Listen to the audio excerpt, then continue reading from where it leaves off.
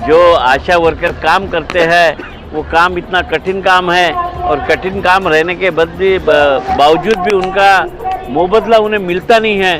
तो मुझे लगता है इन्होंने जो मांगे रखी है उचित है। आम्हाला हेच समस्या आहे की आमच्याकडून भरपूर कामं करून घेतात आणि आम्हाला त्याचा मोबदला नाही मिळत। आता डेंग्यूची साथ होती त्यामध्ये आम्ही ना 2 महिने 3 महिने सतत सर्वे केला पण त्याचा आम्हाला एकही पैसा नाही मिळाला। कोरोनामध्ये आम्ही फ्रीमध्ये काम केलं त्याचाही आम्हाला काही मोबदला नाही मिळाला।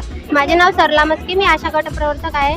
माझी सरकारकडे एकच मागणी आहे की सरकारने आमचे समायोजन करावं। ज्याप्रमाणे कंत्राटी कर्मचाऱ्यांचा 11 महिन्याचा बॉन्ड लिहून घेतला जातो त्याचप्रमाणे गटप्रवर्तकांचा सुद्धा बॉन्ड लिहून घेतला जातो, परंतु आम्हाला शासनाने कंत्राटी कर्मचाऱ्याचा दर्जा अजूनपर्यंत दिलेला नहीं।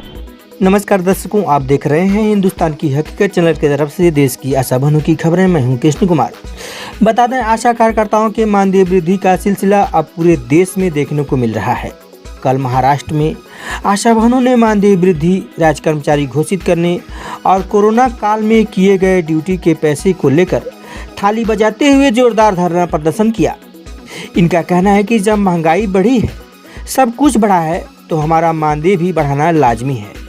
इस तरह से विभिन्न मांगों को लेकर आशा वर्करों और गट प्रवर्तकों ने सरकार को अपनी समस्याओं से अवगत कराने के लिए जुटे हैं। सभी आशा बहनों से निवेदन है कि चैनल से जुड़ें और देखें प्रतिदिन देश की आशा बहनों की खबरें। देखिए हकीकत। सबसे महत्वपूर्ण बात यह है कि आशा वर्कर का जो चुनाव होता है तो वो चुनाव या तो विधवा होना चाहिए, घटस्फोटित होना चाहिए, या दोनों अगर नहीं है तो आर्थिक रूप से कमजोर अगर जो महिला है उसका चुनाव होता है। जैसा 2007 में योजना आई थी तो आरोग्य सुविधा ये घर घर में पहुंचना चाहिए करके जो घरगुती जो महिला होती है जो घर काम करती है तो उनको भी 2 पैसे मिले और लोगों को नागरिक सुविधा मिले। इसके लिए 150 रुपये महीने के हिसाब से आशा स्वयं सेविका का चुनाव हुआ था और आज थोड़ा सा बढ़ गया है, लेकिन काम का बोझा बढ़ गया है। सरकारी कर्मचारी के ऊपर में जितना बड़ा दबाव नहीं है उतना ज़्यादा दबाव ये आशा वर्कर और गटप्रवर्तक के ऊपर डाला जा रहा है, जो इसकी वजह से इन्हें काफ़ी परेशानी कर रहे हैं। जिनको जाने आने में और बाकी जो खर्चे जो होते हैं इनका परिवार चलता नहीं। आज का समय ऐसा है कि महंगाई काफ़ी बढ़ चुकी है। पेट्रोल के दाम बढ़े, सब्जी के दाम बढ़े, अनाज के दाम बढ़े, बिजली बढ़ी, पानी बढ़ी, मकान का टैक्स बढ़ा, किराया भाड़ा बढ़ा। ये सारी चीज़ बढ़ने के बाद में अपना परिवार कैसे चलाएगी? क्योंकि जो विधवा और घटस्फोटित आशा वर्कर है जिनका कोई सहारा नहीं होता है, उनका सहारा सरकार होती है और सरकारी अगर उनका दमन कर रही है तो उनका वाली कौन है? तो उसका वाली हमारी CITU संगठन ही है जो आशा व गटप्रवर्तक कर्मचारी यूनियन है। मुझे लगता है कि आशा वर्कर और गट प्रवर्तक कर्मचारी यूनियन जो आशा वर्कर्स की मांगों के लिए हर समय झगड़ती है और जो आशा वर्कर काम करते हैं वो काम इतना कठिन काम है और कठिन काम रहने के बावजूद भी उनका मोबदला उन्हें मिलता नहीं है। तो मुझे लगता है इन्होंने जो मांगे रखी है उचित है।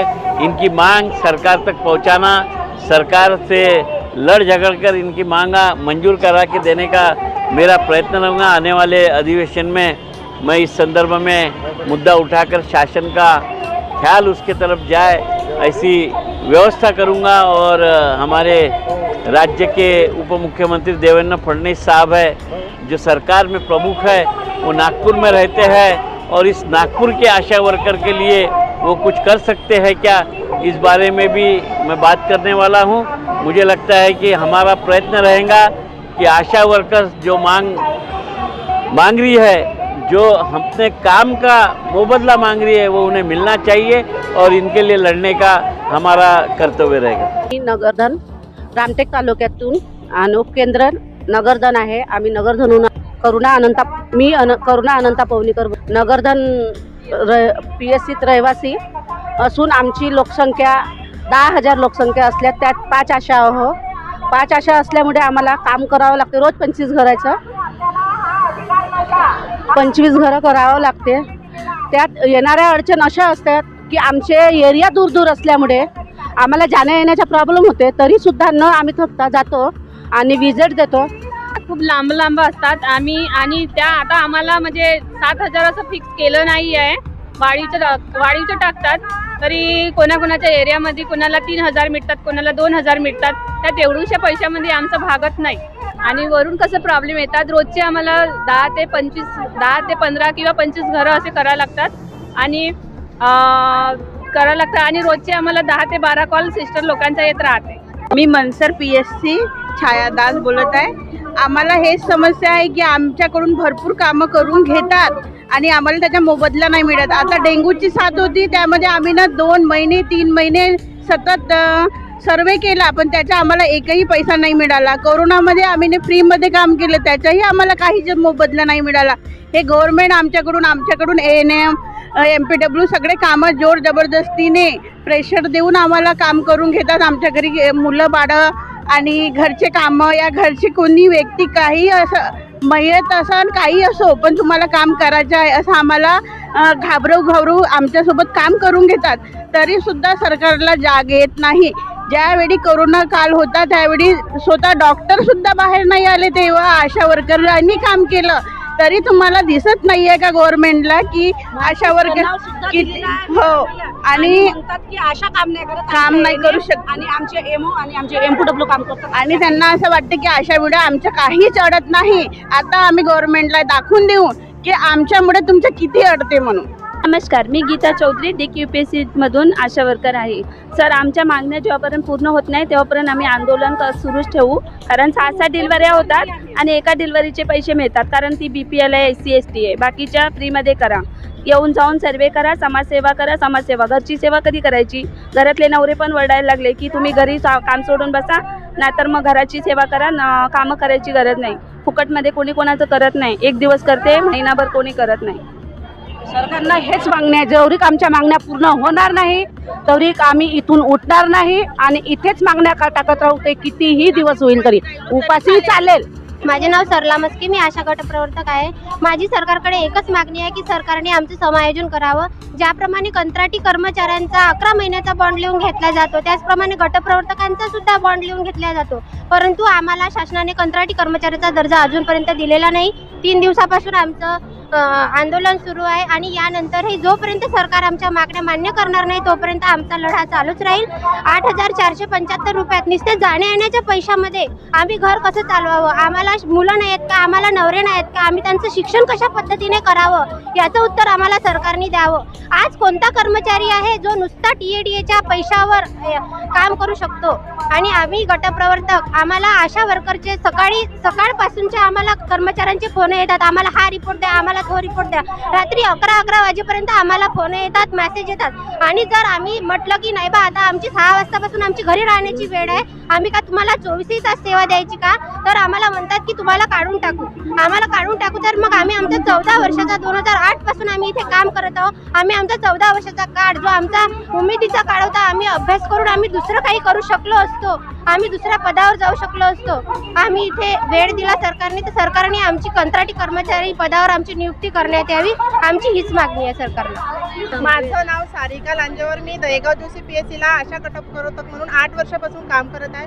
मला फक्त 8,475 रुपये मोबदला मिळत आहे. त्या मोबदल्यामध्ये काहीच होत नाही. आम्हाला हा मोबदला पण TADA नुसार आहे. आम्हाला रोजंदारी पण नाही आणि कोणतंच काही नाही, फक्त जाण्याचा आणि येण्याचाच पैसा मिळत आहे. त्यामध्ये आम्हाला सर्व कामं करावं लागतात. आशावरती प्रत्येक कामाची रिपोर्टिंग आम्हाला करावं लागते. आमची एकच मागणी आहे, आम्हाला आमचं समायोजन करावं कंत्राटीमध्ये, बस एकच मागणी आहे, दुसरी नाही. मी गटप्रवर्तक ठाकरे. आम्हाला जो 3 तारीखमध्ये मोर्चा झाला त्याच्यापासून आपल्याला 18 तारीखपासून आपण बेमुदत संपावर आले आहे. आज तर 3रा दिवस आहे, पण सरकारचा काही निर्णय लागला नाही आहे.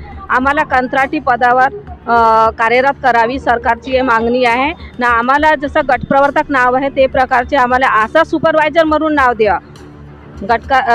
सरकारकडून आपल्याला हे मागणी आहे.